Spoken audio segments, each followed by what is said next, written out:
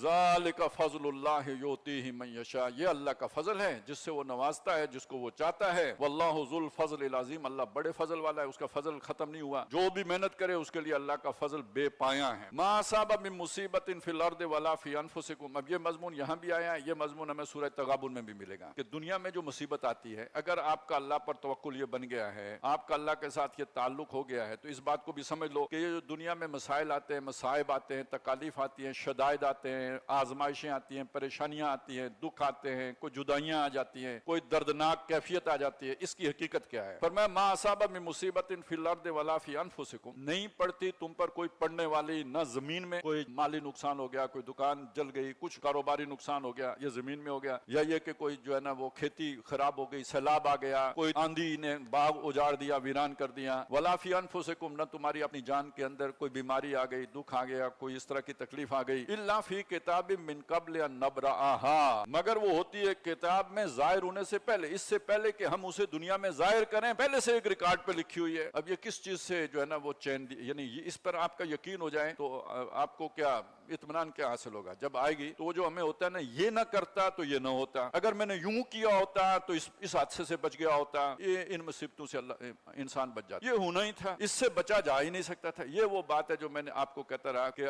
یعنی وہ ایسے ہو جاؤ کہ میت فی عید الغسال، جیسے میت ہوتی ہے غسل دینے والے کے ہاتھ میں، اس کی اپنی کوئی مرضی نہیں ہوتی، سارا کچھ غسل دینے والے کے پر منحصر ہوتا ہے، وہ اس کروٹ لٹاتا ہے یا اس کروٹ لٹاتا ہے۔ دنیا کے بارے میں کیا حادثات آتے ہیں، کیا مصائب آتے ہیں، کیا مشکلات آتی ہیں، کیا ملتا ہے، کیا چھنتا ہے، یہ سب سپردم بتو مایا خیشرا تو دانی حساب کم و بیشرا، اے اللہ میں نے سارا تیرے سپرد کر دیا اور تو خوب جانتا ہے کس کو کم دینا ہے، کس کو زیادہ دینا ہے، کس کا کیا، یہ تو تیرا حساب ہے، یہ تو خوب جانتا ہے۔ وہ اقبال نے کہا نا کہ خدایا خدائی درد سر ہے، یہ اہتمام میں خشک و تر ہے، ولیکن بندگی استغفر اللہ، یہ درد سر نہیں درد جگر ہے۔ تو تم بندے بن کے رہو، باقی یہ سارا انتظام و انصرام اللہ کے سپرد کرو، وہ اسے سنبھالے گا۔ ان ذالک علی اللہ یسیر، یہ سارا اللہ پر بہت آسان ہے۔ یہ نقطہ نظر اگر ہو گیا تو تمہیں فائدہ کیا پہنچے گا؟ آگے وہ بات لکی لا تعصوا علی ما فاتکم، تاکہ تم افسوس نہ کرو، مایوس نہ ہو جاؤ جو تمہارے ہاتھ سے نکل جائے، جو تم سے چھن جائے، جو تمہارا نقصان ہو جائے، جو کوئی تمہارا عزیز تمہیں داغ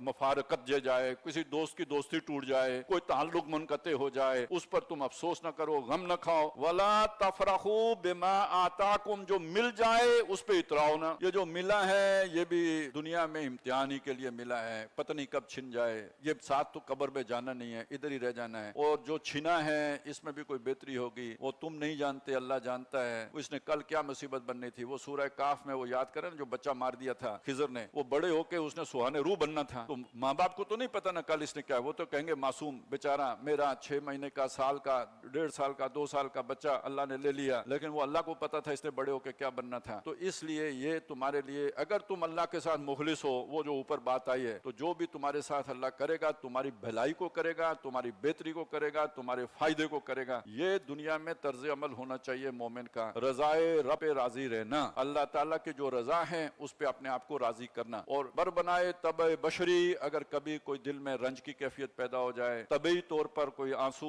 آنکھوں سے رواں ہو جائے، اس میں کوئی جو ہے نا ممانت نہیں ہے۔ خود نبی صلی اللہ علیہ وسلم کے بیٹے جب فوت ہوئے تو آپ کی آنکھوں میں بھی آنسو آ گئے۔ کسی صحابی نے پوچھ لیا کہ اللہ کے نبی آپ کی آنکھوں میں آنسو؟ فرمایا ہاں، میرے بھی جذبات ہیں، لیکن اس میں اہم بات کیا ہے، دل کا روگ نہیں بنانا، جو ساری زندگی کا جو ہے نا غم نہیں پال لینا۔ اسی لیے وہ 3 دن دیے ہیں آپ کے سوگ کے ہیں، وہ بشری تقاضوں کے طور پر جو بھی ایک طبیعت کے اوپر انقباض آتا ہے وہ 3 دنوں کے اندر اسے ریکور کرو۔ سوچ میں دل مطمئن رہنا چاہیے اللہ کے فیصلے کے اوپر، خدا خالق خدا مالک خدا کا حکم تو کیسا، رضائے رب پہ راضی رہے، یہ حرف آرزو کیسا، اگر یہ ہوتا تو مگر وہ ہوتا، اس سے بالکل اپنی خلاصی کرو۔ واللہ لا يحب كل مختال فخور، اور اللہ تعالیٰ کسی شیخی خورے اترانے والے کو پسند نہیں کرتا۔ یہ جو دنیا کے مال و دولت جسے ملتا ہے وہ اس پہ جو ہے نا وہ اترانے لگے، اور پھر یہ کہ شیخیاں بگارنے لگے کہ میری محنت کا صلہ ہے، میری سمجھداری ہے، میں سیلف میڈ آدمی ہوں، میں نے یہ کیا، میں نے وہ کیا، یہ ایسے بندے اللہ کو اچھے نہیں لگتے۔